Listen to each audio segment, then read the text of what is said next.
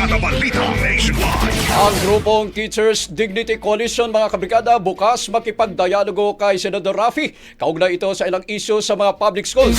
Brigada Sheila Matibag, ibrigada mo! Brigada Live Report. Nanindigan ang Teachers Dignity Coalition o TDC sa panawagan nitong pagkakaroon ng batas na nag-uutos sa mga government officials na i-enroll ang kanilang anak sa mga public schools. Sa panayam ng Brigada News FM Manila kay TDC National Chairperson Benjo Basas, ipinaliwanag nito ang ilang dahilan kung bakit nila isinusulong ang naturang hakbang.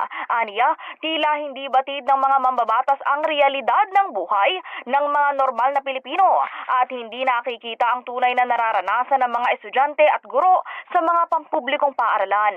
Maliban dyan, tugon din anya ito sa nais ni Senador Erwin Tulfo na ipagbawal na ang paniningil ng kontribusyon sa mga Parents-Teacher Association o PTA meetings.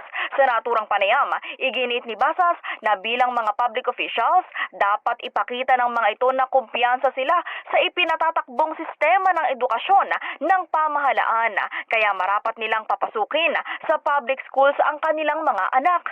Sa pamagitan din anya nito ay mas mararamdaman at makikita ng mga opisyal ang problema sa school na kanilang tutugunan. Una, para ipakita sa mga tao, 'di ba, na ikaw ay public official, ikaw ay taong gobyerno, 'di ba? And you build this system of public school. Dapat nagtitiwala ka doon sa something that you built. 'Di ba? Hindi ka naniniwala. Anong silbi mo, 'di ba?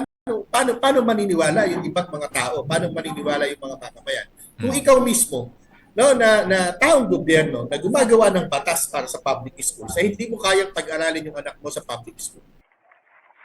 Samantala, ibinahagi rin ni Basas na nagpadala na ito ng formal letter kay Senador Tulfo para humiling ng pagpupulong hinggil dito. Target din anyang talakayin sa magiging pag-uusap ang tungkol sa kontribusyon ng PTA.